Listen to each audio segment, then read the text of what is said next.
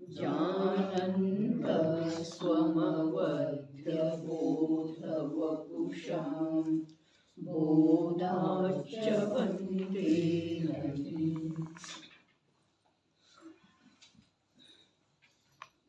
ಪದಖಂಡ.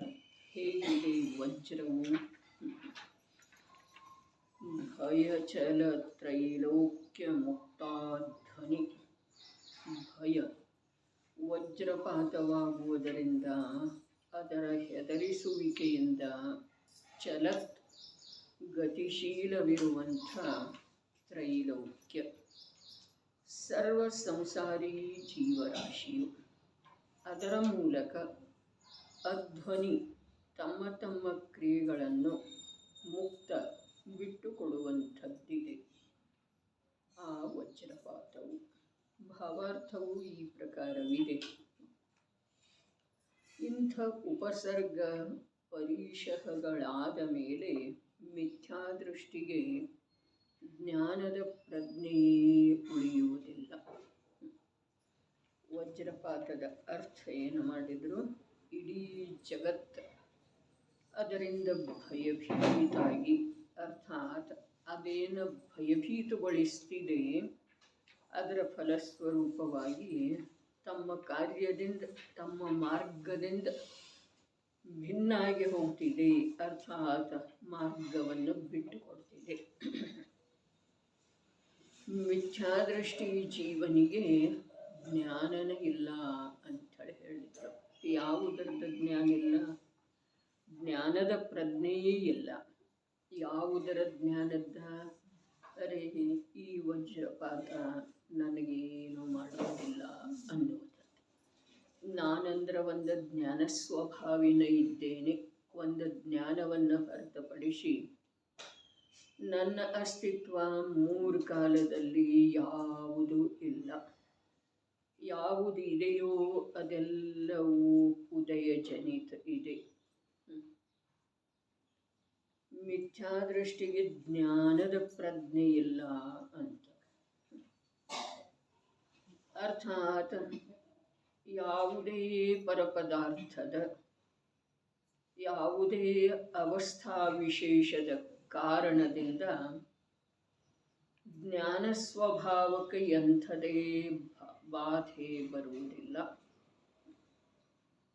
ಇಲ್ಲಿ ಈ ಮುಂದಿನ ಪದಖಂಡದೊಳಗೆ, ಹಿಂದಿನ ಪದಖಂಡದೊಳಗ ರೋಗ, ಶೋಕ, ದಾರಿದ್ರ್ಯ, ಉಪಸರ್ಗ, ಪರಿಶಃ ಇವೆಲ್ಲವುಗಳನ್ನು ತಗೊಂಡಿದ್ದರು.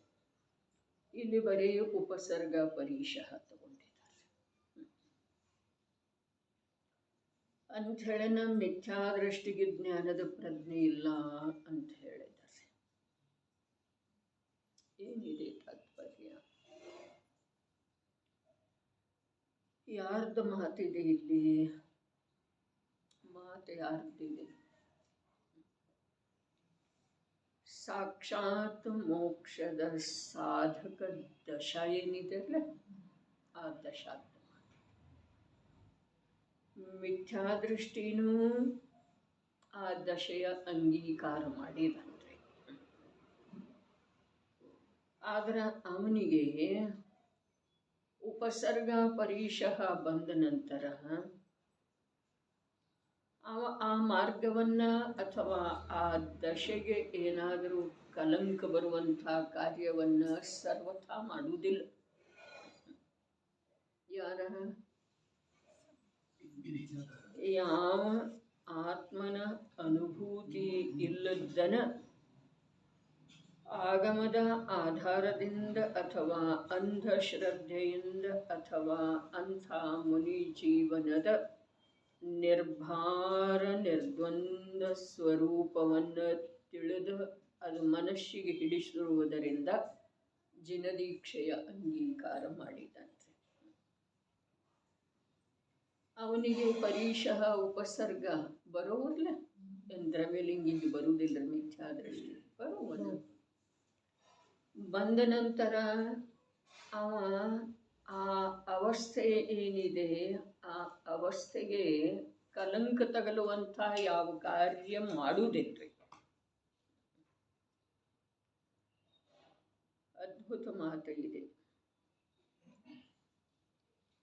ಆ ದಶೆಗೆ ಯಾವುದೇ ರೂಪದಿಂದ ದೋಷ ತಗಲುವಂಥ ಕಾರ್ಯ ಅವನು ಮಾಡುವುದಿಲ್ಲ. ಬೇಕಾದ್ರೆ ಪ್ರಾಣ ತ್ಯಾಗ ಮಾಡ್ತಾನ್ರಿ, ಆಗಿ ಹೋಗ್ತಿದೆ ಅನ್ರಿ. ಆದ್ರೆ ಅವನಿಗೆ ಜ್ಞಾನದ ಪ್ರಜ್ಞೆನೇ ಇಲ್ಲಲ್ಲ. ಎಂಥ ಮಾತಿದೆ. ಅವನಿಗೆ ಒಳಗ ನಾನು ಒಂದು ಬರೇ ಜ್ಞಾನ ಸ್ವರೂಪ ಇದ್ದೇನೆ, ಜ್ಞಾನವೇ ಇದ್ದೇನೆ, ಜ್ಞಾನ ಸ್ವರೂಪ ಇಷ್ಟು ಕೂಡ ಭೇದ ಇಲ್ರಿ. ನಾನು ಒಂದು ಜ್ಞಾನವೇ ಇದ್ದೇನೆ, ಇದರದ ಅರಿವೇ ಇಲ್ಲ, ಎಚ್ಚರಿಕೆನೇ ಇಲ್ಲ. ಏನು ಹೇಳ್ತಾ ಇದ್ದರು ಈ ಶಬ್ದದಿಂದ? ಮಿಥ್ಯಾದೃಷ್ಟಿಗೆ ಜ್ಞಾನದ ಪ್ರಜ್ಞೆನೇ ಇಲ್ಲ ಅನ್ನುವಂಥ ಶಬ್ದದ ಮೂಲಕ ಭಾವಾರ್ಥವನ್ನ ಪಾಂಡೇ ರಾಜಮಲ್ಲರ ಏನು ಹೇಳಲಿಕ್ಕೆ ಬಯಸ್ತಾ ಇದ್ದಾರೆ?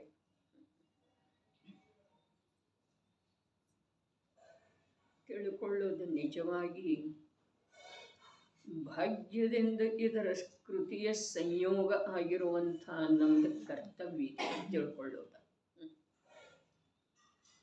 ಮಿಥ್ಯಾದೃಷ್ಟಿಗೆ ಜ್ಞಾನದ ಪ್ರಜ್ಞೆ ಇಲ್ಲ.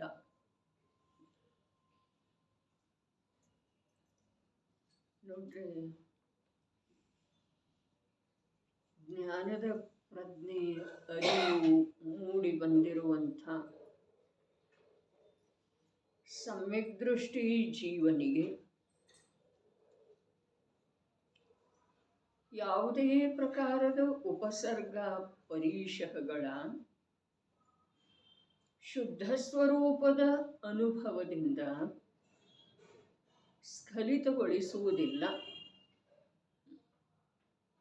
ಜ್ಞಾನದ ಪ್ರಜ್ಞೆ ಯಾರಿಗೆ ಮೂಡಿ ಬಂದಿದೆಯೋ, ಯಾರಿಗೆ ನಾನು ಜ್ಞಾನವೇ ಇದ್ದೇನೆ, ಅಭೇದ ಅಭೇದ ಅಭೇದ ಅಖಂಡ, ಮೂರು ಕಾಲದಲ್ಲೂ ಅರೆ ಜ್ಞಾನವನ್ನು ಹೊರತುಪಡಿಸಿ ನನ್ನಲ್ಲೇ ಬೇರೆ ಏನೂ ಇಲ್ಲ.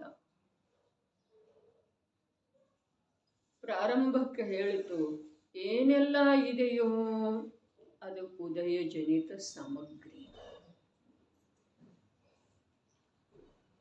ಸ್ವಲ್ಪ ಸೂಕ್ಷ್ಮನ್ರಿ, ಅಥವಾ ಉಚ್ಚ ಕೊಟ್ಟಿದ್ದು ಮಾತನ್ರಿ. ಜ್ಞಾನವನ್ನು ಹೊರತುಪಡಿಸಿ ದಿಗಂಬರ ಅವಸ್ಥೆ, ವ್ರತರೂಪದ ಪರಿಣಾಮ, ನಿರಂತರ 6-7ನೇ ಗುಣಸ್ಥಾನದಲ್ಲಿ ಬಂದು ಹೋಗುವಿಕೆ, ಇದಾವುದು ನನ್ನ ಸ್ವರೂಪ ಅಲ್ಲ. ಇನ್ನೂ ಸ್ವಲ್ಪ ಮೇಲೆ ಹೋದ ನಂತರ ಒಂದು ಜ್ಞಾನವನ್ನು ಹೊರತುಪಡಿಸಿ ವೀತರಾಗ ಭಾವ ಕೂಡ ಇನ್ನ ವೀತರಾಗ ಭಾವ ಮತ್ತು ಜ್ಞಾನದೊಳಗೆ ಭೇದಂತೂ ಇಲ್ರಿ. ವೀತರಾಗ ಭಾವ ಮತ್ತು ಜ್ಞಾನದೊಳಗೆ ಭೇದಂತೂ ಇಲ್ಲ. ಅದರಲ್ಲೂ ಭೇದ ಇದೇನೆ. ಏನಿದೆ? ಜ್ಞಾನದ ಸದ್ಭಾವದೊಳಗ ವೀತರಾಗ ಭಾವದ ವಿರೋಧಿ ರಾಗ ಭಾವ ಇರೋದು ಸಾಧ್ಯ ಇದೆ ರೀ. ಸಮ್ಯಕ್ ಜ್ಞಾನದ ಸದ್ಭಾವದೊಳಗ ವೀತರಾಗತೆಯ ವಿರೋಧಿ ಭಾವ ರಾಗದ ವಿದ್ಯಮಾನತೆ ಸಂಭವ ಇದೆ. ಅದಕ್ಕೆ ಹೇಳ್ತು, ವೀತರಾಗ ಭಾವ ಕೂಡ ಜ್ಞಾನದ ಅರಿವು ಮೂಡಿ ಬಂದಿರುವಂಥ ಜೀವನಿಗೆ, ಸಮ್ಯಕ್ ದೃಷ್ಟಿ ಜೀವನಿಗೆ, ಇಲ್ಲಿ ಮಿಥ್ಯಾದೃಷ್ಟಿ ಅಂತ ಹೇಳಿದಾರೆ ಅಂದಮೇಲೆ ಅದರ ವಿರುದ್ಧವಾದಂಥ ಜೀವದ ನಾವು ವಿಚಾರ ಮಾಡ್ತಾ ಇದ್ದೀವಿ ಅಂದ ಮೇಲೆ ಜ್ಞಾನದ ಪ್ರಜ್ಞೆಯುಂಟಾಗಿರುವಂಥ ಸಮ್ಯಕ್ ದೃಷ್ಟಿ ಜೀವನಿಗೆ ಅರೆ ಆ ಜ್ಞಾನದೊಳಗಿನ ಸ್ಥಿರತೆ ವೀತರಾಗತೆಯ ಪೂರ್ಣ ರೂಪದಿಂದ ಪ್ರಕಟ ಆದ ನಂತರನೂ ತಪ್ಪೋದಿಲ್ರಿ. ಏನ ಸ್ಥಿರತೆ ತಪ್ಪೋದಿಲ್ರಿ. ಎಲ್ಲಿಂದ? ಜ್ಞಾನದೊಳಗೆ. ಯಾರಿಗೆ ಜ್ಞಾನ ಸ್ವಭಾವದ ಅಥವಾ ಜ್ಞಾನದ ಪ್ರಜ್ಞೆ ಇಲ್ಲ ಅಂಥ ಮಿಥ್ಯಾದೃಷ್ಟಿ ಜೀವನಿಗೆ ಪರೀಶಃ ಉಪಸರ್ಗ ಬಂದಿರು ವೇಳೆದೊಳಗ ಅವುಗಳಲ್ಲಿ ದೃಢವಾಗಿ ನಿಂತುಕೊಳ್ಳುವುದ ಈ ನನ್ನ ಅವಸ್ಥೆ, ಈ ಯಾವ ಅವಸ್ಥೆಯ ಅಂಗೀಕಾರ ಮಾಡಿದೇನೋ ಅದರ ಕರ್ತವ್ಯ ಇದೆ. ಈ ಪ್ರಕಾರ ಮಿಥ್ಯಾದೃಷ್ಟಿ ಜೀವನಿಗೆ ಅಂತರಂಗದೊಳಗ ಭಾವವರ್ತಿಸ್ತಾ ಇರ್ತಿದೆ. ಸಮ್ಯಕ್ ದೃಷ್ಟಿ ಜೀವನಿಗೆ, ಜ್ಞಾನದ ಪ್ರಜ್ಞೆ ಮೂಡಿ ಬಂದಿರುವಂತಹ ಜೀವನಿಗೆ ಉಪಸರ್ಗ ಪರೀಕ್ಷೆಗಳಂತೂ ದೃಷ್ಟಿಯೊಳಗೆ ಬರೋದನೇ ಇಲ್ಲ. ಆದರೆ ಸಾಧಕ ದಶೆಯಲ್ಲಿ ಇರುವಂಥ ಶುದ್ಧ ಶುಭಗಳದ್ದು ಭೇದ ಕಂಡು ಬರುವುದಿಲ್ಲ. ಸಾಧ್ಯದ ಸೀಮೆಯನ್ನು ತಲುಪಿದ ನಂತರ ಯಾವುದೇ ಪ್ರಕಾರ ಕೃತಕೃತ್ಯತೆಯ ಭೇದರೂಪದ ಭಾವ ಅವನಲ್ಲಿ ಬರುವುದಿಲ್ಲ.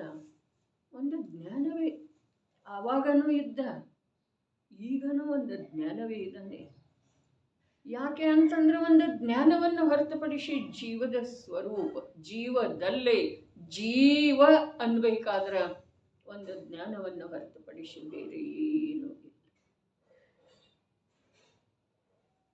ಸಂಯೋಗ, ಸಾತಾದ್ದ ಉದಯ, ಆ ಸಾತಾದ್ದ ಉದಯದಿಂದ ಆಗುವಂಥ ಉದ್ಗಲ ಪದಾರ್ಥಗಳಲ್ಲಿನ ವ್ಯತ್ಯಾಸ, ಅದರ ಕಡೆಗೆ ದುರ್ಬಲತೆಯ ಕಾರಣದಿಂದ ತನ್ನ ಉಪಯೋಗದ ಅಂಶ ತೊಡಗುವುದರಿಂದ ಆಗುವಂಥ ವಿಕಾರಿ ಭಾವ, ಇವು ಯಾವುದರದ್ದು ಸಮ್ಯಕ್ ದೃಷ್ಟಿ ಜೀವನಿಗೆ.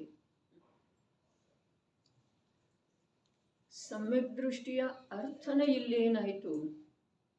ಒಂದು ಜ್ಞಾನ ನಾನಿದ್ದೇನೆ ಅನ್ನೋ ಪ್ರಜ್ಞೆ ಯಾವ ಜೀವದಲ್ಲಿ ಉದಿತ ಆಗಿದೆಯೋ, ಪ್ರಜ್ಞೆಯುಂಟಾಗಿದೆಯೋ, ಆ ಜೀವನಿಗೆ ಯಾವುದೇ ಪ್ರಕಾರದಿಂದ ಆ ತ್ರಿಕಾಲಿ ಸ್ವಭಾವರೂಪ ಜ್ಞಾನದಿಂದ ಭಿನ್ನವಾದಂಥ, ಅನ್ಯವಾದಂಥ, ಅನುಕೂಲವಾದಂಥ, ಪ್ರತಿಕೂಲವಾದಂಥ ಯಾವುವು ಭಾವಗಳ ಬೆಲೆನೇ ಇಲ್ಲ. ಯಾವುವು ಭಾವಗಳದ್ದು ಅರೆ ಶುಭರಾಗದ್ದೇ ಇಲ್ಲ, ವ್ರತಾಚರಣೆದ್ದು ಇಲ್ಲ. ವೀತರಾಗ ಭಾವ ಪ್ರಗಟಾಗಿ ಹೋಯ್ತಲ್ಲ, ಗಂಭೀರವಾಗಿ ವಿಚಾರ ಮಾಡುವುದ. ಸಿದ್ಧರ ವೀತರಾಗ ಭಾವದೊಳಗೆ ಇದ್ದಾರೆ ಅಂಥೇಳಿ ಹೇಳಬೇಕಾದ್ರೆ ಅದು ಜ್ಞಾನ ಸ್ವಭಾವದ ಜೊತೆಗೆ ಅಭೇದವಾಗಿರುವಂಥದ್ದು ಕಥನೆ ಇದೆ. ನಿಜವಾಗಿ ವೀತರಾಗ ಭಾವ ಅಂತಂದ್ರೆ ಏನ? ಜ್ಞಾನ ಸ್ವಭಾವದೊಳಗೆ ಸ್ಥಿರವಿದ್ದ ನಂತರ ಅಲ್ಲಿ ರಾಗದ ಉತ್ಪತ್ತಿ ಆಗೋದನೇ ಇಲ್ಲ. ಇದು ವೀತರಾಗ ಭಾವ. ವೀತರಾಗ ಭಾವ ಅನ್ನೋದ ವಾಸ್ತವದಲ್ಲಿ ಜ್ಞಾನದೊಳಗೆ ಜ್ಞಾನದ ಸ್ಥಿರತೆಯನ್ನು ಹೊರತುಪಡಿಸಿ ಅದರ ಪರಿಭಾಷೆ ಬೇರೆ ಯಾವುದೂ ಇಲ್ಲ ನೋಡ್ರಿ. ಗಂಭೀರವಾಗಿ ಆಲೋಚನೆ ಮಾಡೋದು. ಮೋಕ್ಷದ ಸನಿಹ ಸಾಗ್ತಾ ಇರುವಂಥ ಸಾಧಕ ಜೀವ, ಅಥವಾ ಬೇರೆ ರೂಪದಿಂದ ಹೇಳಿದರೆ ಮೋಕ್ಷದ ಪ್ರಾಪ್ತಿ ಮಾಡಿಕೊಂಡೇ ತೀರುವಂಥ ಅಂತರಂಗದ ಪವಿತ್ರತೆ ಯಾರಲ್ಲಿ ಪ್ರಗಟ ಆಗಿದೆಯೋ ಆ ಜೀವದ ಪರಿಣಾಮ ವಿಶೇಷದ ಮಾತು ನಿರ್ಜರ ಇದೆ. ನಿರ್ಜರ ಅನ್ನೋದು ಬೇರೆ ಏನಿಲ್ಲ. ಏನು ಹೇಳ್ತು?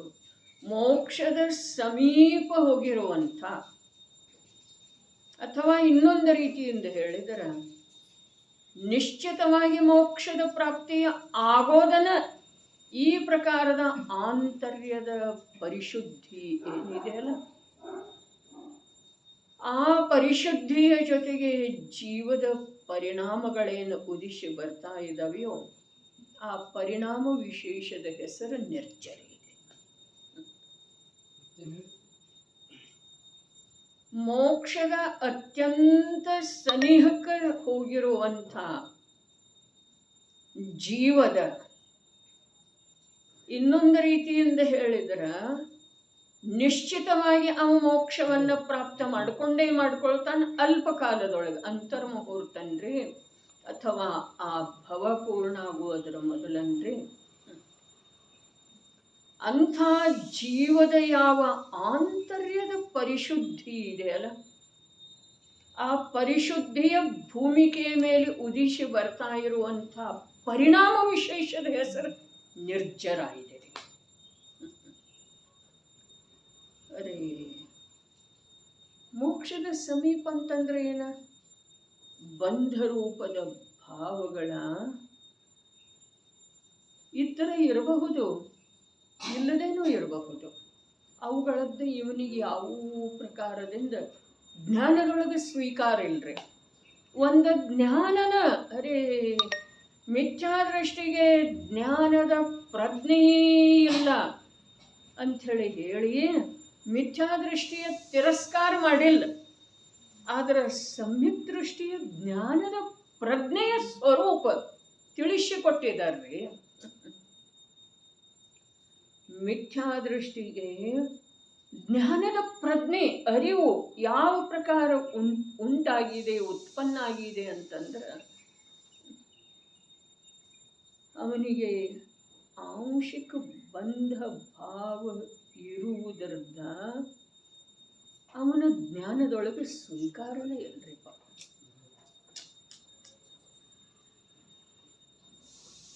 ನಿರ್ಜರ ಸುಮ್ಮನೆ ಆಗುವುದಿಲ್ಲ. ಮೋಕ್ಷ ಇದ್ದಕ್ಕಿದ್ದ ಹಾಗೆ ಆಗೋದಿಲ್ರಿ. ಯಾವ ಪ್ರಕಾರ ಇದ್ದಕ್ಕಿದ್ದ ಹಾಗೆ ಆಗ್ತಿದೆಯಲ್ಲ, ಏನು ತರುಣಾವಸ್ಥೆ ಬಿಟ್ಟು ಹೋಗಿ ವೃದ್ಧಾವಸ್ಥೆ ಬರೋದು, ಇದ್ದಕ್ಕಿದ್ದ ಹಾಗೆ ಆಗ್ತಿದೆಯಲ್ಲ, ಏನದರ ಸಲುವಾಗಿ ಪ್ರಯತ್ನ ಬೇಕಿಲ್ಲ. ಏನ ಜೀವಂತ ಇರುವಂಥ ವ್ಯಕ್ತಿ ಸತ್ತು ಹೋಗೋದು, ಮರಣದ ಮುಖದೊಳಗೂ ಹೊರಟು, ಏನು ಪ್ರಯತ್ನ ಇದೆ? ಹಾಗೆ ಇದ್ದಕ್ಕಿದ್ದ ಹಾಗೆ ಸಂಸಾರ ಮಾರ್ಗದೊಳಗೆ ಗಮನ ಮಾಡ್ತಾ ಇರುವಂಥ ಸಂಸಾರಿ ಭಾವರೂಪದಿಂದ ಪರಿಣಮನ ಮಾಡ್ತಾ ಇರುವಂಥ ಜೀವನಿಗೆ ಒಂದು ದಿವಸ ಮೋಕ್ಷ ಆಗಿಬಿಡ್ತಿದೆ. ಹಾಗಿಲ್ರಿ. ಅರೆ, ಮಹಾನ್ ಗಂಭೀರತೆಯ ಮಾತಿದೆ, ಇದು ಅತ್ಯಂತ ಧೈರ್ಯದ ಮಾತು ಇದೆ. ನಿನ್ನೆ ಮೆಟ್ಲ ಇಳಿಯುವೆಳೆದೊಳಗೂ ಸುಧಾತಾಯಿ ನಾನು ಮಾತಾಡ್ತೀನಿ. ಒಂದು ಕಠಿಣ ಇದೆ, ಆದ್ರೆ ಒಂದು ಸಲ ಮಾಡಬೇಕು. ಅದಾಗ್ತಾ ಇಲ್ಲ, ಅರೆ ಮಾಡೋದಿದೆ ರೀ, ಆಗ್ತಾ ಇಲ್ಲ ಅನ್ನೋ ಮಾತೇನಿದೆ, ಮಾಡೋದಿದೆ. ಏನು ಮಾಡೋದಿದೆ? ಒಂದು ಸಲ ನನ್ನಲ್ಲೇ ನಾನು ಜ್ಞಾನಿ ಇದ್ದೇನೆ ಅನ್ನೋ ಪ್ರಜ್ಞೆ ಮೂಡಿ ಬರುತ್ತೆ. ಅಲ್ಲಿ ನಿರ್ಜರ ಪ್ರಾರಂಭ ಆಯಿತು, ಅಲ್ಲಿ ಮೋಕ್ಷ ಆಯಿತು, ಅದರ ಜ್ಞಾನದ ಅಭಾವ ಆಗಲಿಲ್ಲ. ಜ್ಞಾನದ ಅಭಾವ ಆಗಲಿಲ್ಲ ಅರ್ಥಾತ್ ದೃಷ್ಟಿಯೊಳಗಿಂದ ಮರೆ ಆಗಲಿಲ್ಲ. ಜ್ಞಾನದ ಅಭಾವ ಆಗಲಿಲ್ಲ ಅರ್ಥಾತ್ ಜ್ಞಾನದ ಪ್ರಜ್ಞೆ ಬಿಟ್ಟು ಹೋಗಲಿಲ್ಲ. ನೋಡ್ರಿ, ಈ ಮೋಹದ ಅತಿರೇಕತೆಯಿಂದ ಅನಾದಿ ಕಾಲದ ಪರ್ಯಾಯ ಮೂಢತೆ ಕೂಡ ಮರೆತು ಹೋಗ್ತಿದ್ದಾರೆ. ಬೇಹೋಶ ಅವಸ್ಥೆ ಇದೆಯಲ್ಲ, ಅಲ್ಲೇನಿದೆ? ಪರ್ಯಾಯ ಮೂಢತೆ ಕೂಡ ಸ್ಪಷ್ಟ ರೂಪದಿಂದ ಬುದ್ಧಿಯೊಳಗೆ ಉಳಿಯುವುದಿಲ್ಲ. ಅಷ್ಟು ಮೋಹದ ಅತಿರೇಕತೆ ಇದೆ. ಆದರ ಪರಿಪೂರ್ಣ ದಶೆ ಕೃತಕೃತ್ಯ ದಶೆ ಪ್ರಾಪ್ತ ಆಗಿ ಹೋದ ನಂತರ ಕೂಡ ಜ್ಞಾನದ ಪ್ರಜ್ಞೆ ಬಿಟ್ಟು ಹೋಗುವುದಲ್ರಿ. ಅದಕ್ಕೆ ಸಮ್ಯಕ್ ದರ್ಶನ ಅಂತ. ಅದು ಜೀವದ ಕಾರ್ಯ ಇದೆ. ಜನಿಸಿದ ನಂತರವೂ ತಾ ಚಿರಕಾಲ ಉಳಿಯುವುದು. ಏನು? ಪ್ರಜ್ಞೆ. ಜ್ಞಾನ ಅಲ್ಲ, ಪ್ರಜ್ಞೆ ರೀ. ಜ್ಞಾನಂತೂ ಯಾವಾಗಲೂ ಇದೆ. ನಿಗೋಧದೊಳಗೂ ಕೂಡ ಜೀವದ ಜ್ಞಾನದ ಅಭಾವಾಗಿಲ್ಲ. ಜ್ಞಾನಂತೂ ಯಾವಾಗಲೂ ಇದೆ. ಆದರೆ ಒಂದು ಸಲ ನಾನು ಜ್ಞಾನ ಇದ್ದೇನೆ, ನನ್ನ ಸ್ವಭಾವ ಜ್ಞಾನ ಇದೆ ಅನ್ನೋ ಮಾತಿಲ್ಲ, ನನ್ನಲ್ಲೇ ಜ್ಞಾನ ಇದೆ ಅನ್ನೋ ಮಾತಿಲ್ಲ. ಭೇದ ಆಯ್ತರೆ. ನನ್ನ ಸ್ವಭಾವ ಜ್ಞಾನ ಇದೆ, ನನ್ನಲ್ಲೇ ಜ್ಞಾನ ಇದೆ. ಹಾಗಾದರೆ ನೀ ಮತ್ತಾರಿದ್ದಿ? ಜ್ಞಾನ ನಿನ್ನಲ್ಲೇ ಇದ್ರ ನೀನು ಮತ್ತಾರಿದ್ದಿ? ಮತ್ತೇನೇನಿದೆ ನಿನ್ನಲ್ಲೇ? ಅರೆ, ಆತ್ಮ ಪ್ರಸಿದ್ಧಿಯೊಳಗ ಸಮ್ಯಕ್ ದೃಷ್ಟಿ ಮಹಾಪುರುಷನ 47 ಶಕ್ತಿಗಳ ವಿವೇಚನೆ ಮಾಡೋಕ್ಕಿಂತ ಮೊದಲು ಜ್ಞಾನದ ಸ್ವರೂಪ ಎಷ್ಟು ವಿಸ್ತೃತವಾಗಿ ಹೇಳಿದ್ದಾರೆ. ನನ್ನಲ್ಲೇ ಜ್ಞಾನವನ್ನು ಹೊರತುಪಡಿಸಿ ಬೇರೆ ಏನೂ ಇಲ್ಲ. ದರ್ಶನ ಇಲ್ಲ, ಚಾರಿತ್ರ್ಯ ಇಲ್ಲ, ಸುಖ ಇಲ್ಲ, ವೀರ್ಯ ಇಲ್ಲ. ಅರೆ, ಜ್ಞಾನವನ್ನು ಹೊರತುಪಡಿಸಿ ಬೇರೆ ಏನೂ ಇಲ್ಲ. ಇದರ ಅರ್ಥ ಅನಾದಿ ಕಾಲದಿಂದ ಬುದ್ಧಿಯೊಳಗೆ ನಾನು ಶರೀರ, ನಾನು ರಾಗ, ನಾನು ಪುಣ್ಯವಂತ, ನಾನು ಕರ್ಮದ ಉದಯದಿಂದ ಗ್ರಸಿತ ಇದ್ದೇನೆ, ಇವೆಲ್ಲ ಇದಾವಲ್ಲ, ಇವು ಯಾವುವು ಇಲ್ಲ. ಕಥನದ ತಾತ್ಪರ್ಯವನ್ನು ತಿಳಿಯುವ ಸಲುವಾಗಿ ಈ ಜೀವ ನಿಜವಾಗಿನ ತನ್ನದೇ ಆದಂಥ ಪೂರ್ವಾಗ್ರಹವನ್ನು ಬಿಟ್ಟು ಬಿಡಬೇಕಾಗ್ತಿದೆ. ಕಥನದ ಮರ್ಮವನ್ನ, ವಾಸ್ತವಿಕತೆಯನ್ನ, ಯಥಾರ್ಥತೆಯನ್ನ ತಿಳುಕೊಳ್ಳುವ ಸಲುವಾಗಿ ತನ್ನದೇ ಆದಂಥ ಪೂರ್ವಾಗ್ರಹವನ್ನು ಸರ್ವಥಾ ಬಿಡಬೇಕಾಗ್ತಿದೆ. ಅದರ ವಿನಃ ಮೋಕ್ಷ ಮಾರ್ಗ ಪ್ರಾಪ್ತ ಆಗುವುದಿಲ್ರಿ. ಅನಾದಿ ಕಾಲದಿಂದ ನಡೆದುಕೊಂಡು ಬಂದಿರುವಂಥ ಮಾರ್ಗ ಮೋಕ್ಷ ಮಾರ್ಗ ಇದೆ ಅಂದ್ರೆ, ಅನಾದಿ ಕಾಲದಿಂದ ನಾವು ನಡ್ಕೊಂಡು ಬಂದಿರುವಂಥ ಮಾರ್ಗ ಮೋಕ್ಷ ಮಾರ್ಗ ಇದೆ ಅಂದ್ರೆ ಇದೇನ? ಇಲ್ಲ. ಹಾಗಾದ್ರೆ ಅದನ್ನು ಬಿಟ್ಟು ಕೊಡೋದು ವಿನಃ ಮೋಕ್ಷ ಮಾರ್ಗ ಹಾಗೆ ಸಿಗುವುದ್ರಿ? ವಿರುದ್ಧ ಇದೆ ಅಲ್ಲ.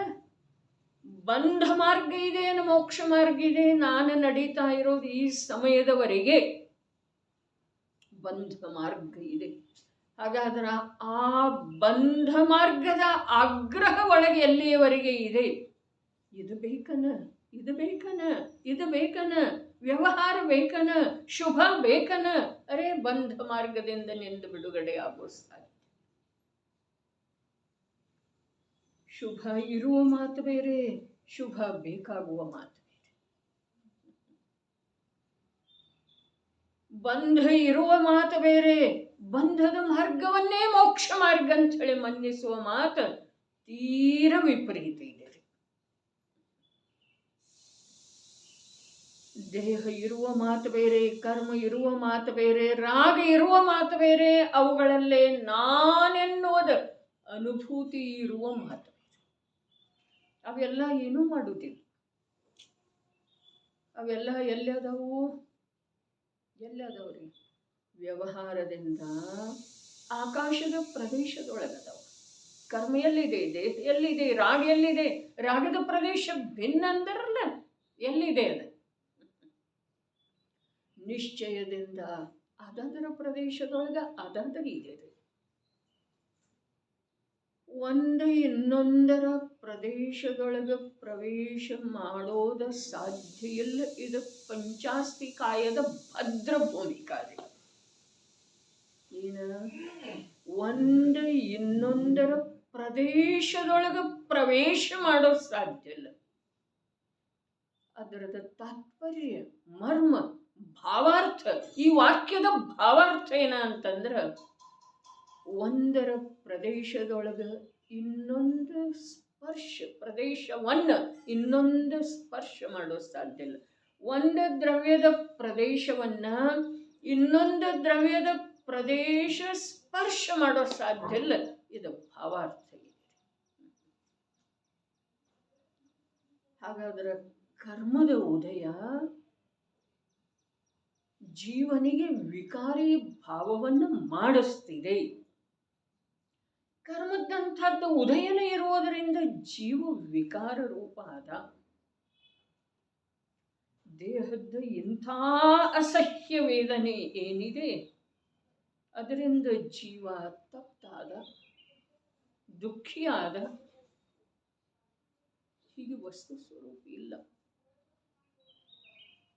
ಇದು ಪಂಚಾಸ್ತಿಕಾಯದ ಭದ್ರ ಭೂಮಿಕೆ ರೀ. ನಮಗೆ ಸಮಯ ಸಾರ ಸುಲಭ ಅನ್ನಿಸ್ತಿದೆ. ಅರೆ ಸುಲಭ ಇದೆ, ಸಮಯ ಸಾರದಷ್ಟು ಸುಲಭ ಗ್ರಂಥ ಇನ್ನೊಂದು ಯಾವುದೂ ಇಲ್ಲ.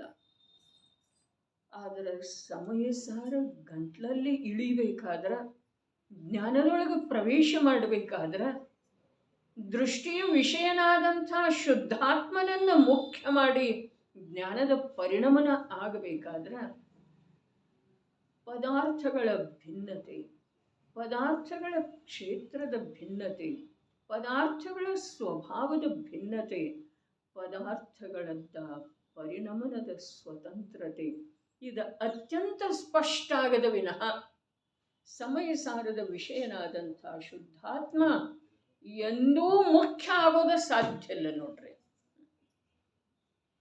ನಮಗೆ ಎರಡು ಗ್ರಂಥದ ಆಳವಾದ ಅಧ್ಯಯನ ಬೇಕು.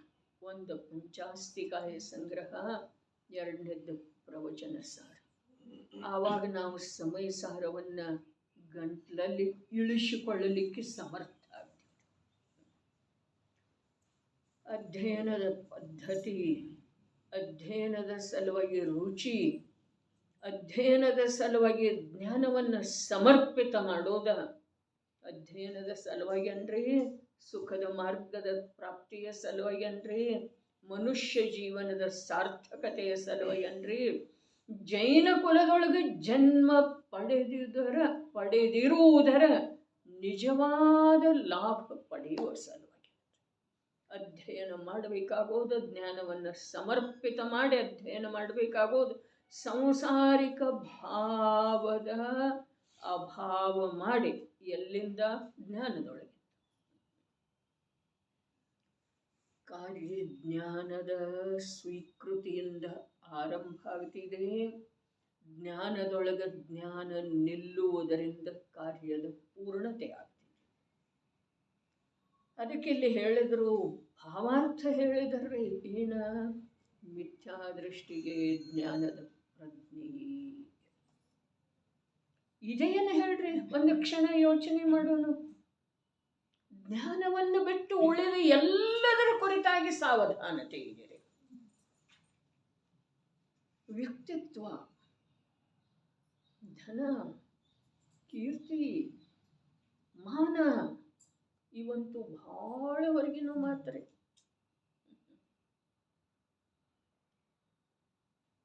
ಶುಭ ಭಾವ, ಶುಭ ಕ್ರಿಯೆ ಇವು ಧರ್ಮದೊಳಗೆ ಮುಖ್ಯ ಆಗಿ ಕೂತಿದ್ದಾವ್ರಿ.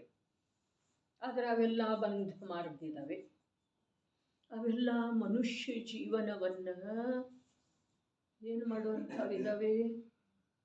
ಮನುಷ್ಯ ಜೀವನವನ್ನ ಸಂಸಾರ ರಾಶಿಯೊಳಗೆ ಸಮಾವೇಶ ಮಾಡುವಂಥವಿದ್ದಾವೆ, ಭಿನ್ನ ಮಾಡುವಂಥವು ಇಲ್ಲ. ಮನುಷ್ಯ ಜೀವನ ಯಾವುದರ ಸಲುವಾಗಿ ಇದೆ? ಸಂಸಾರ ರಾಶಿಯಿಂದ ಭಿನ್ನ ಆಗುವ ಸಲುವಾಗಿ. ಮಿಥ್ಯಾ ದೃಷ್ಟಿಗೆ ಜ್ಞಾನದ ಪ್ರಜ್ಞೆಯೇ ಇಲ್ಲ. ಇದೇನು ವಿಚಾರ ಮಾಡೋದು? ದೈವಯೋಗದಿಂದ ವಿಚಾರ ಮಾಡಲಿಕ್ಕೆ ಅವಕಾಶ ಇದೆ. ಎಷ್ಟ? 72 ಗಂಟೆ ರೀ.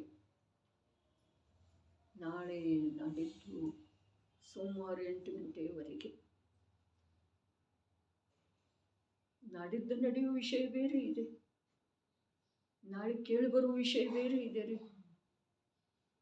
ಆದರೆ ಇದರ ವಿಚಾರ ಮಾಡಲಿಕ್ಕೆ ಅಷ್ಟೆಲ್ಲ ಅವಕಾಶ ಇದೆ.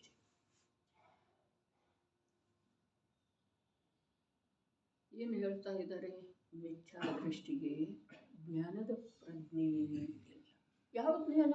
ಶಾಸ್ತ್ರ ಜ್ಞಾನೇನ, ಇಂದ್ರಿಯ ಜ್ಞಾನೇನ? ಇವು ಮತ್ತು ಮುಂದಿನ ಮಾತ್ರೆ. ಮಿಥ್ಯಾ ದೃಷ್ಟಿಗೆ ಜ್ಞಾನದ ಪ್ರಜ್ಞೆ ಇಲ್ಲ. ಯಾರಿಗೆ ಕೇಳಕ್ಕೆ ಬರ್ತಾರೆ? ಶಾವಿಗೆ ಪದ್ಮ. ಮಿಥ್ಯಾ ಶಂಕಿಲೋ ಮಿಥ್ಯಾ ದೃಷ್ಟಿಗೆ ಜ್ಞಾನದ ಪ್ರಜ್ಞೆ ಇಲ್ಲ. ಹೀಗೊಮ್ಮೆ ತಪ್ಪೆ ಮಾತಾಡ್ರಿ ನೋಡು.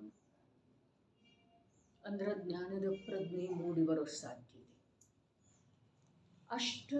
ಆಗಮದ ವಚನ ಮಮ್ಮಿ ಡಬ್ಬೆ ಆಯ್ತೇನ? ಮಿಥ್ಯಾ ದೃಷ್ಟಿಗೆ ಜ್ಞಾನದ ಪ್ರಜ್ಞೆ ಸತ್ತಬೇಕ್ರೆ ಕಾರ್ಯ ಆಗುವುದಿಲ್ಲ. ಇದನ್ನು ಮಾಡ್ತೇನೆ, ಇದನ್ನು ಮಾಡ್ತೇನೆ, ಇಲ್ಲಿ ಒಂದು ಸ್ವಲ್ಪ ತಪ್ಪೋದಿಲ್ಲ. ಎಲ್ಲಿ? ಅಜ್ಞಾನಿಗಳ ಏನಾದರೂ ಅನ್ನೋ ಹಾಗೆ ಸ್ವಲ್ಪ ಕೂಡ ಕಾರ್ಯ ಮಾಡುವುದಿಲ್ಲ ಅಜ್ಞಾನಿಗಳು. ಜ್ಞಾನಿಗಳು ಏನಂದ್ರೆ ಏನ? ಅನಂತ ಕಾಲದಿಂದ ಅನಂತ ಜ್ಞಾನಿಗಳು ಅಂದಿದಾರನ. ಇನ್ನೊಂದಿಷ್ಟು ಅನ್ನೋರು ಅದರು. ಅದರ ಅಜ್ಞಾನಿಗಳ ಕಡೆಯಿಂದ ಏನ ಅನ್ನಿಸ್ಕೊಳ್ಬಾರ್ದು.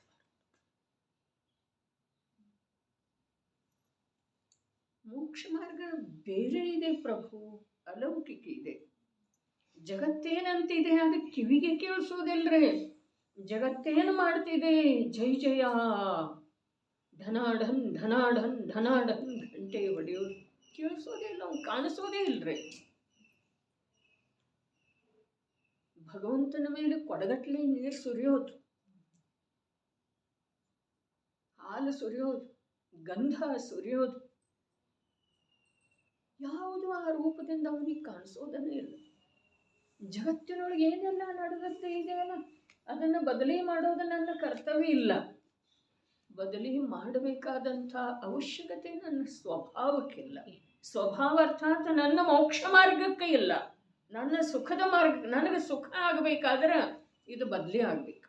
ಹೀಗಿದೆ ಏನ್ರಿ?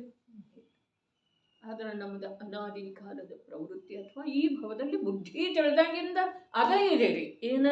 ನನಗೆ ಸುಖ ಆಗ್ಬೇಕಾದ್ರೆ ಇದು ಬದಲಿ ಆಗ್ಬೇಕು. ಇದು ಹೀಗಾಗ್ಬೇಕು ಅಂದ್ರೆ ನನಗೆ ಸುಖ. ಏನೆಲ್ಲ ನೋಡು, ಪಾಲಾಗ್ಬೇಕು ಮನೆಯವ್ರು. ನನಗೆ ಸ್ವಾತಂತ್ರ್ಯ ಬೇಕು. ಅರೆ ನೀ ಪರತಂತ್ರ, ನನಗೆ ಸ್ವಾತಂತ್ರ್ಯ ಬೇಕು ಅನ್ನೋದನ್ನ ಪಾರತಂತ್ರತೆ ಇದೆ. ನನಗೆ ಸ್ವತಂತ್ರ ಬೇಕ ಅನ್ನುವಂಥ ಅಭಿಪ್ರಾಯ ಏನಿದೆ ಅದರೊಳಗೆ ಗರ್ಭಿತ ಇದೆ. ನಿನಗೆ ಸ್ವೀಕೃತ ಇದೆ, ನಾನು ಪರತಂತ್ರ ಇದ್ದೇನೆ ಅಂತ. ಜೀವ ದ್ರವ್ಯ ಅಂದ್ರೆ ಜ್ಞಾನ ಅಂದ್ರೆ, ಜ್ಞಾನ ಯಾವುದರ ಹಿಡಿತದೊಳಗೆ ಬಂದಿದೆ? ಆಕಾಶದೊಳಗೆ ಸೂರ್ಯ ಅದನ್ನಲ್ಲ, ಮೇಘಮಂಡಲ ಎಷ್ಟು ದೂರ ಇದೆ ರೀ ಆ ಸೂರ್ಯನಿಂದ? ಸೂರ್ಯನ ಹತ್ತಿರ ಹೋಗಿದೆ. ಜ್ಞಾನಾವರಣಕ್ಕ ಉಪಮಾ ಮೋಡದಿಂದ ಆವರಿಸಲ್ಪಟ್ಟಿರುವ ಸೂರ್ಯ ಅಂತ ಹೇಳಿ ಹೇಳಿದ್ದಾರೆ. ಆಗಮದಲ್ಲಿ ಹೇಳಿದ್ದಾರೆ, ಕರ್ಣಾನಿಯೋಗದಲ್ಲಿ ಹೇಳಿದ್ದಾರೆ. ಆವರಣ ಶಬ್ದದ ಅರ್ಥ ಸೂರ್ಯನಿಗೆ ಮತ್ತು ಮೇಘದ ಮಧ್ಯದೊಳಗೆ ಅಂತರ ಎಷ್ಟಿದೆ ರೀ? ಎಷ್ಟಿದೆ? ಸೂರ್ಯನ ಸ್ಪರ್ಶ ಮೇಘ ಮಾಡಿಯೇ ಇಲ್ಲ, ಮಾಡೋದು ಸಾಧ್ಯ ಇಲ್ಲ ಅಂಥೇಳಿ ಸೂರ್ಯನಿಗೆ ಯಾವ ಚಿಂತೆ ಇಲ್ಲ. ನಮಗನ್ನಿಸ್ತಾ ಇದೆ ನನಗೆ ಕರ್ಮದಿಂದ ಬಾಧೆ ಇದೆ, ನನಗೆ ಸಂಯೋಗದಿಂದ ಬಾಧೆ ಇದೆ, ನನಗೆ ಸಾಧರ್ಮಿಗಳ ಸಂಯೋಗ ಏನಿದೆ ಅದು ಸುಖಕಾರಕ ಇದೆ, ನಾನು ಎಲ್ಲಾದರೂ ಹೋಗಿ ಅಲ್ಲಿ ಅಧ್ಯಯನ ಮಾಡ್ತೇನೆ, ಅಲ್ಲಿ ಚಿಂತನೆ ಮಾಡ್ತೇನೆ. ಅರೇ, ಚಿಂತನೆ ಮಾಡುವಂಥ ವಿಷಯ ನೀನು ಎಲ್ಲದರ ಮಧ್ಯದೊಳಗೂ ಕೂಡ ಭಿನ್ನನೇ ಇದೆಯಲ್ಲ. ಭಾವ ಸ್ವಾಭಾವಿಕ ಆಗ್ತಿದೆ. ಮನೆಯೊಳಗಾಗೋದಿಲ್ಲ. ಮನೆಯೊಳಗೆ ನೀನು ಇದ್ದೀಯಲ್ಲಿ, ನೀನು ಮನೆಯೊಳಗೆ ಎಲ್ಲಿದ್ದಿ? ನಿನ್ನ ಚೈತನ್ಯ ಸ್ವಭಾವ, ಜ್ಞಾನ ಸ್ವಭಾವ ಈ ದೇಹರೂಪದ ಮನೆಯನ್ನು ಸ್ಪರ್ಶ ಮಾಡಿಲ್ಲ ಅಂದ ಮೇಲೆ ಅದೇ ನೀನು ಆ ಮನೆಯ ಜೊತೆಗೆ ಏಕರೂಪ ಯಾಕಾಗ್ತಾ ಇದ್ದೀಯಪ್ಪ? ಎಲ್ಲರದ್ದು ಕಲ್ಪನೆ ಆತ್ಮ ಕಲ್ಯಾಣಾಭಿಲಾಷಿ ಜೀವರುಗಳದ್ದೆಲ್ಲ ಭ್ರಾಂತಿ ಇದೆ. ಏನ? ಮನೆ ಬಿಡದು ವಿನಃ ಏನೂ ಆಗುತ್ತಿಲ್ಲ. ಹಾ, ಅದ್ಭುತ ಮಾತಿದೆ ರೀ, ವಾಸ್ತವಿಕ ಪ್ರಶ್ನೆ ಇದೆ ರೀ. ನೋಡ್ರಿ, ತೀರ್ಥಂಕರರ ಮನೆ ಬಿಡುವುದಕ್ಕ ನಾವು ಮನೆ ಬಿಡುವುದಕ್ಕ ಎಷ್ಟು ವ್ಯತ್ಯಾಸ ಇದೆ. ತೀರ್ಥಂಕರರನ್ರಿ ಆತ್ಮಜ್ಞಾನಿ ಪುರುಷ, ಸಮ್ಯಕ್ ದೃಷ್ಟಿ ಜೀವ, ಮೂರ್ಖಶಾಹಿ ಚೌಕಡಿಯ ಅಭಾವ ಮಾಡಿರುವಂಥ ಜೀವ ಮನೆ ಬಿಡುವುದರೊಳಗ, ಮಿಥ್ಯಾತ್ವ ಸಹಿತ ಜೀವ ಮನೆ ಬಿಡುವುದರೊಳಗ ವ್ಯತ್ಯಾಸ ಎಷ್ಟಿದೆ ರೀ. ಮಿಥ್ಯಾತ್ವ ಮತ್ತು ಮೂರ್ಖಶಾಹಿ ಚೌಕಡಿಯ ಅಭಾವ ಮನೆಯಲ್ಲಿ ಮಾಡಿದಂತೆ, ಮನೆಯಲ್ಲಿ ಮಾಡಿದ್ದಾನೆ.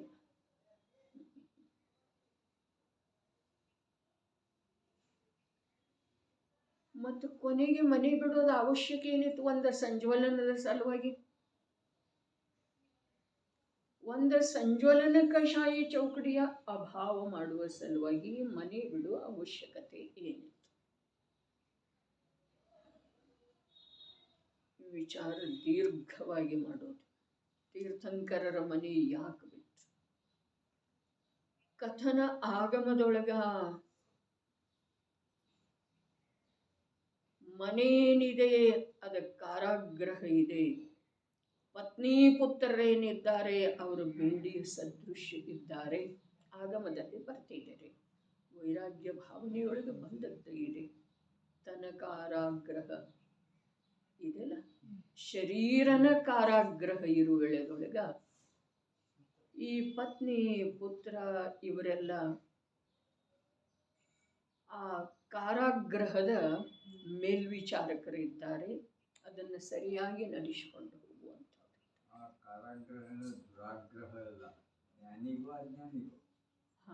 ಆ ಕಾರಾಗೃಹ ಇದೆಯಲ್ಲ, ಅದ ನೀವು ಹೇಳಿದ ನಿಮ್ಮ ಶಬ್ದದ ಪ್ರಕಾರ ಅಜ್ಞಾನಿಗೆ ದುರಾಗ್ರಹ ಇದೆ, ಮತ್ತು ಜ್ಞಾನಿಗೆ ಅದ ಕಾರಾಗೃಹ ಸದೃಶ ಯಾವಾಗ ಕಾಣಿಸ್ತಿದೆಯೋ ಆವಾಗ ಅದರಿಂದ ಮುಕ್ತಾಗಿ ಹೊರಟು ಹೋಗ್ತದೆ. ಮುಕ್ತಾಗಿ ಆ ಕಾರಾಗೃಹದಿಂದ ಬಿಡುಗಡೆ ಹೊಂದತನ್ರಿ. ನೋಡ್ರಿ, ಇವನಿಗೆ ದುರಾಗ್ರಹ ಇರುವುದರಿಂದ ಅದು ಬಿಟ್ಟು ಹೋಗೋದನ್ನ ಇಲ್ಲ. ಅವನಿಗೆ ಕಾರಾಗೃಹ ಸದೃಶ ಕಾಣುವುದರಿಂದ ಶಾಶ್ವತವಾಗಿ ಅದರದ ಪರಿಹಾರ ಆಗಿ ಹೋಗ್ತಿದೆ. ಮತ್ತು ಪುನಃ ಜನ್ಮಧಾರಣ ಮಾಡುವುದಿಲ್ಲ, ತನ್ನ ಕಾರಾಗೃಹದೊಳಗೆ ಇರುವುದಿಲ್ಲ. ಅರೆ ತನ್ನ ಕಾರಾಗೃಹ ವನಿತಾ ಬೇಡಿ ಪರಿಜನರ ಖರಖವಾರಿ. ತನ್ನ ಕಾರಾಗೃಹ ವನಿತಾ ಬೇಡಿ. ಪರಿಜನರೇನದಾರೋ ಅವರೆಲ್ಲ ರಕ್ಷಕರಿದ್ದಾರೆ. ಆ ಕಾರಾಗೃಹದಿಂದ ನೀವು ಓಡಿ ಹೋಗಬಾರ್ದು, ತಪ್ಪಿಸಿಕೊಂಡು ಅಂತ. ಮತ್ತೊಂದು ಹೊಸ ಜೀವ ಬರ್ತವೆ ರಕ್ಷಣೆ ಮಾಡಲಿಕ್ಕೆ. ಈ ಜೀವ ತಪ್ಪಿಸ್ಕೊಂಡು ಹೋಗಬಾರ್ದಂತ ಹೇಳಿ. ಆದ್ರೆ ಯಾವಾಗ ಆ ತನುವೇ ಕಾರಾಗೃಹ ರೂಪದಿಂದ ಆತ್ಮಾನುಭವ ಸಂಪನ್ನ ಜೀವನಿಗೆ ಭಾಷಿತ ಆಗ್ತಿದೆಯೋ ಆವಾಗ ಆ ಕಾರಾಗೃಹದಿಂದ ಶಾಶ್ವತವಾಗಿ ಬಿಡಿಸಿಕೊಳ್ಳುವಂಥ ಉಪಾಯವನ್ನು ತನ್ನಲ್ಲೇ ತಾನು ಮಾಡ್ತಾನೆ, ತನ್ನಲ್ಲೇ ತಾನು ಮಾಡ್ತಾನೆ, ತನ್ನಲ್ಲೇ ತಾನು ಮಾಡ್ತಾನೆ. ಒಂದು ಸಂಜ್ವಲನ ಉಳಿದಿರ್ತಿದೆ. ಆ ವೇಳೆದೊಳಗ ಯಾರೆಷ್ಟೇ ಗೋಳಿಟ್ರನು ಹತ್ರನು ಎಂಥದೇ ಅವರ ದಶಾ ವಿಶೇಷವನ್ನು ಕಂಡ್ರನು ಕೂಡ ಅವ ನಿಲ್ಲುವುದಿಲ್ಲ. ಸ್ವಾಭಾವಿಕವಾಗಿ ಶೃಂಖಲೆ ಕಳಚಿದ ಕಳಭದಂತೆ ಹೊರಟು. ದೀಕ್ಷಾ ತಗೊಳ್ಳೋದ, ಗೃಹತ್ಯಾಗ ಮಾಡೋದ ತೀರ್ಥಂಕರರಂಥ ಜೀವನಿಗೆ ಯಾವಾಗಾಯ್ತು, ಯಾವ ಸ್ಥಿತಿಯೊಳಗಾಯ್ತು, ಅವರ ಅಂತರಂಗದಲ್ಲಿ ಎಷ್ಟು ಸಹಜತೆ ಬಂದದ್ದು ಇತ್ತು. ನನಗಿಲ್ಲಿ ದುಃಖ ಇದೆ, ಅಲ್ಲಿ ಸುಖ ಆಗ್ತಿದೆ, ಈ ಅಭಿಪ್ರಾಯ ಅಂತೂ ಇರಲೇ ಇಲ್ಲ. ಎಷ್ಟು ಸಹಜರೇ, ಎಷ್ಟು ಸಹಜ. ಶರೀರ ಕೊಳೆಯಾಗಿದೆ, ಬಟ್ಟೆ ಕೊಳೆಯಾಗಿದೆ. ಇದನ್ನು ಬಿಟ್ಟು ಕೊಡುವಂಥ ಸಮಯ ಬಂದ ನಂತರ ಏನು ಪ್ರಯತ್ನ, ಏನು ಹರ್ಷ ವಿಷಾದ ಮಾಡಿ ಈತ ಶರೀರವನ್ನು ಶುಚಿಗೊಳಿಸುವ ಕೊಳೆ ಬಟ್ಟೆಯನ್ನು ಬದಲಾಯಿಸುವ ಕಾರ್ಯ ಮಾಡ್ತಾನೆ ಹೇಳ್ರಿ. ಏನಲ್ಲಿ ವಿಕಲ್ಪ ಇಲ್ಲ, ಆಗ್ರಹ ಇಲ್ಲ, ಯಾವುದೇ ಪ್ರಕಾರದ ಹರ್ಷ ವಿಷಾದ ಇಲ್ಲ, ಏನೂ ಇಲ್ಲ. ಶರೀರವನ್ನು ಶುಚಿಗೊಳಿಸುವ, ಮಲಿನ ಬಟ್ಟೆಯನ್ನು ಕಳಚಿ ಹಾಕುವ ಕಾರ್ಯ ಯಾವ ಪ್ರಕಾರ ಓರ್ವ ವ್ಯಕ್ತಿಯ ಜೀವನದೊಳಗೆ ಸಹಜ ಇದೆಯೋ ಆ ಪ್ರಕಾರ ಸಮ್ಯಕ್ ದೃಷ್ಟಿ ಆತ್ಮಾರಾಧಕ ಜೀವನದೊಳಗ ಕರ್ಮನಿರ್ಜರೆಯ ಸಲುವಾಗಿ ದಿಗಂಬರ ದೀಕ್ಷೆಯನ್ನು ಧಾರಣ ಮಾಡುವ, ವಸ್ತ್ರ ಮನೆ ಪರಿವಾರವನ್ನು ಕಳಚಿ ಹಾಕುವ ಕಾರ್ಯ ಅಷ್ಟೇ ಸುಲಭ ಇದೆ. ಒಂದು ಅಪೇಕ್ಷಾದಿಂದ ಹೇಳಿದ್ರೆ ಅದಕ್ಕಿಂತಲೂ ಸುಲಭ ಇದೆ. ಯಾವ ಪತ್ನಿ ಕಣ್ಣೀರಿಡ್ತಾಳೋ, ಯಾವ ತಾಯಿ ಅನೇಕ ಪ್ರಕಾರದಿಂದ ತನ್ನದೇ ಆದಂಥ ಒಂದು ಮಮತೆಯ ಜಾಲವನ್ನು ಹೆಣೆದು ಅದರಲ್ಲಿ ಆ ವೈರಾಗ್ಯ ಪ್ರಾಪ್ತ ಪುತ್ರನನ್ನು ಇರಿಸಿಕೊಳ್ಳಬೇಕಂಥೇಳಿ ಪ್ರಯತ್ನ ಮಾಡ್ತಾಳೋ, ಆ ಪ್ರಯತ್ನ ಯಾವ ರೀತಿ ವೈರಾಗ್ಯ ಪ್ರಾಪ್ತ ಜೀವದ ಎದುರಿಗೆ ವಿಫಲ ಆಗ್ತಿದೆ ಅನ್ನೋದನ್ನು ಜಂಬೂಸ್ವಾಮಿ ಚರಿತ್ರದಿಂದ ನೋಡಿ. 4 ಜನ ಪತ್ನಿಯರ ಸ್ವರ್ಗದ ಇಂದ್ರಾಣಿ ಕೂಡ ಲಜ್ಜಿತ ಆಗ್ಬೇಕಂಥ ರೂಪ ಸುಂದರಿಯರ ವಿಶ್ವಾಸದಿಂದ ಮದುವೆ ಮಾಡಿಕೊಳ್ತಾರೆ ಅವನ ಜೊತೆಗೆ. ಬರೇ ಅವನ ಪತ್ನಿ ಇಷ್ಟ ಅನ್ನಿಸ್ಕೊಳ್ಬೇಕಂತ ಅವ ಮಾರನೇ ದಿವಸ ಹೋಗವನೇ ಇರ್ತಾರೆ. ಗೊತ್ತಿದ್ದು ಮಾಡ್ಕೊಳ್ತಾರೆ. ಆದರೆ ಗೊತ್ತಿದ್ದು ಮಾಡ್ಕೊಳ್ತಾರೋ ಅದು ಒಂದು ದಿವಸರೇ ಅಂಥ ಪುರುಷನ ಪತ್ನಿ. ಅದಕ್ಕೆ ಹಿಂದೆ ಹೇಳಿದ್ದಿರ್ತಾರೆ, ಪುರುಷ ಪರ್ಯಾಯ ಅಂತಂದ್ರೆ ತುಚ್ಛವಾದಂಥ ಮಲಿನವಾದಂಥ ಮಾಯಾಚಾರದ ಸಾಕಾರ ಮೂರ್ತಿಯಾದಂಥ ಹೆಣ್ಣಿನ ಬೆನ್ನು ಹತ್ತೋದಿರುವುದಿಲ್ಲರಿ. ಪುರುಷ ಪರ್ಯಾಯಕ್ಕೆ ವಿಮೋಹಿತವಾಗಿ ಅನೇಕ ಯೋಗ್ಯ ಕುಲ ಸಂಪನ್ನ ಕನ್ಯೆಯರ ಆ ಪುರುಷನ ಬೆನ್ನ ಹತ್ತೋದಿರ್ತಿದ್ರು. ಅದಕ್ಕೆ ಪುರುಷ. ಚಕ್ರವರ್ತಿ ಅಂಥವ್ರ, ಕಾಮದೇವನಂಥವ್ರ, ಅರ್ಧ ಚಕ್ರವರ್ತಿ ಅಂಥವ್ರ, ಅರೇ ಅವರಂತೂ ವಿಶೇಷ ಪುರುಷರ ಅದಾರ್ರಿ. ಆದ್ರೆ ನಿಜವಾಗಿ ಪುರುಷನ ಪೌರುಷ ಏನಿದೆ ಅದು ಸ್ತ್ರೀ ಎದರ ಸೋಲು ಅಂತದ್ದು ಇಲ್ಲ. ಸ್ತ್ರೀಯ ದುರ್ಬಲತೆ ಏನಿದೆ ಅದಕ್ಕೆ ಪುರುಷನ ಆಧಾರದ ಅವಶ್ಯಕತೆ ಇದೆ. ಸ್ವಾಭಾವಿಕವಾಗಿ ನಿಸರ್ಗದ ರಚನೆ ಹೀಗಿದೆ. ಒಂದು ದಿವಸ ಅವನ ಪತ್ನಿ ಅಂಥೇಳಿ ಅನ್ನಿಸಿಕೊಳ್ಳುವ ಸಲುವಾಗಿ ಅವರು ಮದುವೆ ಆದರು. ಆದ್ರೆ ಆ 4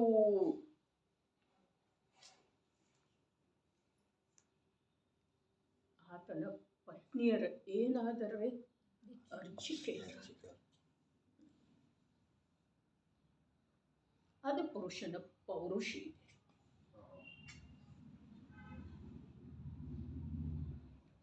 ಅವನ ತಾಯಿ ಎಷ್ಟು ವಿಧ ವಿಧದಿಂದ ಹೇಳಿದರು, ನಮಗೆ ಸಮಾಧಿ ಮರಣ ಯಾರು ಮಾಡಿಸೋ. ಚರ್ಚೆ ನಿಜವಾಗಿ ಪುನಃ ಪುನಃ ಓದುವಂಥದ್ದು ಇದೆ. ಸ್ತ್ರೀಯ ಸ್ಥಾನಮಾನ ಎಂಥದ್ದ, ಪುರುಷನ ಪೌರುಷ ಯಾವುದರೊಳಗಿದೆ, ಪುರುಷನ ಅಪಮಾನ ಮಾಡುವಂಥ ಸ್ತ್ರೀ ಕುಲಕ್ಕೆ ಕಲಂಕದಾಳ್ರಿ.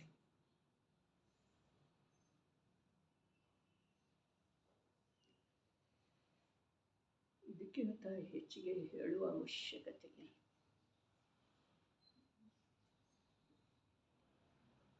ಮೈನಾ ಸುಂದರಿ ಏನು ಹೇಳಿ,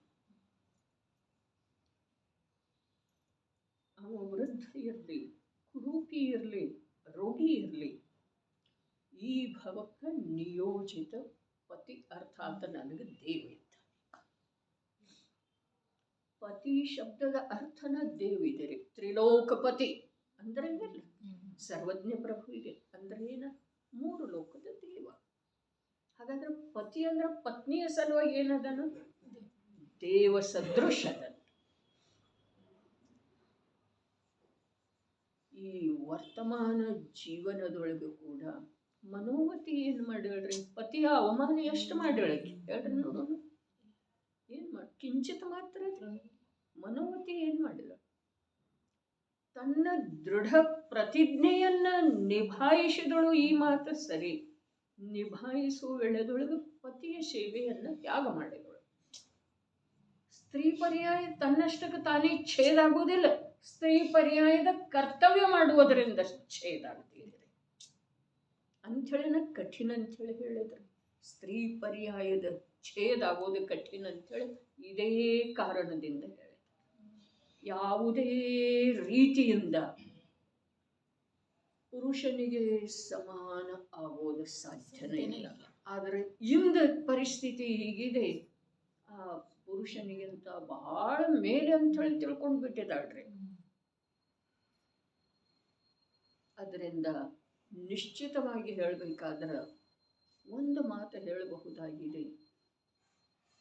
ಸ್ತ್ರೀ ಪರ್ಯಾಯವನ್ನ ಈ ನಿಕೃಷ್ಟ ಕಾಲದೊಳಗ ಯಾವ ಜೀವಗಳ ಧಾರಣ ಮಾಡಿ ಪುರುಷನಿಗಿಂತ ತನ್ನನ್ನ ಮೇಲು ಅಂಥೇಳಿ ಗಣಿಸುವಂಥ ಸಾಹಸ ಅಥವಾ ಅಪರಾಧ ಮಾಡ್ತಾ ಇವೆಯೋ ಆ ಜೀವಗಳ ಅನಂತ ಕಾಲದವರೆಗೆ ನಿಗೋಧದಲ್ಲಿ ಹೋಗಿ ವಾಸ ಮಾಡುವಂಥ ಸಿದ್ಧತೆ ಮಾಡ್ತಾ ಇದ್ದಾರೆ.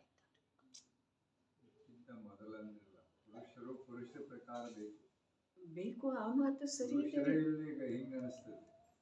ಏನೂ ಇದ್ರೂ ಕೂಡ ಪರ್ಯಾಯಗತ ಯೋಗ್ಯತೆ ಮಾತು ಹೇಳ್ತಾ ಇದ್ದೇನೆ. ಪರ್ಯಾಯಗತ ಯೋಗ್ಯತೆ ಎಷ್ಟು ಇಂದಿನ ನೋಡ್ರಿ, ಮೊದಲ ಹೇಳಿದರಲ್ಲ ಮೊಳಕಾಲ ಕೆಳಗಂಥೇಳಿ ಬುದ್ಧಿ,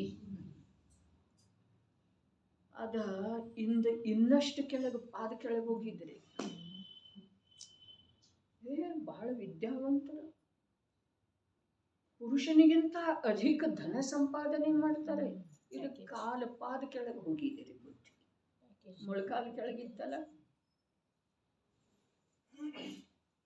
ಯಾವ ಕಾಲಕ್ಕೂ ಯಾವ ರಾಜನೀತಿನೋ ಯಾವ ಬಾಹ್ಯದ ಮೇಧಾವಿ ಪುರುಷನೋ ಸ್ತ್ರೀಯ ಪರ್ಯಾಯದೊಳಗೆ ಉಚ್ಚತೆಯನ್ನು ತರೋ ಸಾಧ್ಯ ಇಲ್ಲ. ಶಿಕ್ಷಣದಿಂದ ಬರುವುದಿಲ್ಲ, ಧರ್ಮದಿಂದ ಬರುವುದಿಲ್ಲ, ಧನದಿಂದ ಬರುವುದಿಲ್ಲ, ಯಾವುದರಿಂದನೂ ಬರುವುದಿಲ್ಲ. ಇನ್ನು ಧರ್ಮ ಕ್ಷೇತ್ರದಲ್ಲಿ ಕೂಡ ಪುರುಷನ ಬರಾಬರಿ ಸ್ತ್ರೀ ಮಾಡೋ ಸಾಧ್ಯ ಇಲ್ಲ. ಧರ್ಮಕ್ಷೇತ್ರಕ್ಕೆ ಇಳಿದ ನಂತರ ಕೂಡ ಎಷ್ಟು ಮಾಡಬಹುದು? ನಾವು ಸಾಕ್ಷಾತ್ ಮೋಕ್ಷ ಪಡಿಬಹುದ್ರಿ. ಅದಕ್ಕೆ ಪರ್ಯಾಯದ ಭಲೇ ಪರ್ಯಾಯ ಬುದ್ಧಿ, ಪರ್ಯಾಯದೊಳಗಿನ ಅಪನತ್ವವನ್ನು ಬಿಡುವ ಮಾತು ಹೇಳಿದಾರ್ರಿ. ಆದ್ರೆ ಪರ್ಯಾಯದ ಜ್ಞಾನವನ್ನ ಅಲಕ್ಷ್ಯ ಮಾಡುವ ಮಾತು ಹೇಳಿಲ್ರಿ ಆಗಮದೊಳಗೆ ಕೂಡ. ಪರ್ಯಾಯದ ಜ್ಞಾನಕ್ಕ ಯಾವುದೇ ಪ್ರಕಾರದ ಬೆಲೆನೇ ಇಲ್ಲ, ಈಗ ಮಾತನೇ ಇಲ್ರಿ. ಪರ್ಯಾಯದ ಜ್ಞಾನ ಇಲ್ಲದೆ ಹೋದ್ರೆ ಭಾವಲಿಂಗಿ ಸಾಧುವಿಗೆ ಕೇವಲ ಜ್ಞಾನ ಆಗೋ ಸಾಧ್ಯ ಇಲ್ಲ. ಪರ್ಯಾಯದ ಜ್ಞಾನವನ್ನ ಅಲಕ್ಷ್ಯ ಮಾಡಿದ ಅಂತಂದ್ರೆ ಮಿಥ್ಯಾದೃಷ್ಟಿ ಜೀವ ಎಂದು ಸಮ್ಯಕ್ ದರ್ಶನ ಪ್ರಾಪ್ತ ಮಾಡಿಕೊಳ್ಳುವುದು ಸಾಧ್ಯ ಇಲ್ಲ. ಅದಕ್ಕೆ ಭಾವಾರ್ಥ ಏನು ಹೇಳಿದ್ರು, ಇಂಥ ಉಪಸರ್ಗ ಪರೀಶಗಳಾದ ಮೇಲೆ ಮಿಥ್ಯಾದೃಷ್ಟಿಗೆ ಜ್ಞಾನದ ಪ್ರಜ್ಞೆಯೇ ಉಳಿಯುವುದಿಲ್ಲ. ಅದ ಅಲ್ಲಿನ ಮಾತು ಹೇಳಿದಾರ್ರಿ. ಎಲ್ಲೇದ ದೀಕ್ಷಾ ತಗೊಂಡಿದ್ದಾನೆ ಅಮೃತಚಂದ್ರ ಆಚಾರ್ಯರ ಸಮಾನ ನಿಂತಿರುವಂಥ ದ್ರವ್ಯಲಿಂಗಿ ಮಹಾಮುನಿಗಳನ್ನ ಇಲ್ಲಿ ಉಪಸರ್ಗ ಮತ್ತು ಪರೀಶ ಪೀಡಿತರನ್ನಾಗಿ ಈ 4ನೇ ಗುಣಸ್ಥಾನಾವರ್ತಿ ಜೀವ ನೋಡ್ತಾ ಇದ್ದಾನೆ. ಉಳಿಯುವುದಿಲ್ಲ ಅಂತ ಹೇಳಿದ್ದಾರೆ. ಏನ ಜ್ಞಾನದ ಪ್ರಜ್ಞೆಯೇ ಉಳಿಯುವುದಿಲ್ಲ. ಬಹಳ ವಿಚಾರ ಮಾಡುವಂಥ ಮಾತಿದೆ, ಬಹಳಷ್ಟು ಅರ್ಥ ಇದೆ. ಒಂದಿಷ್ಟು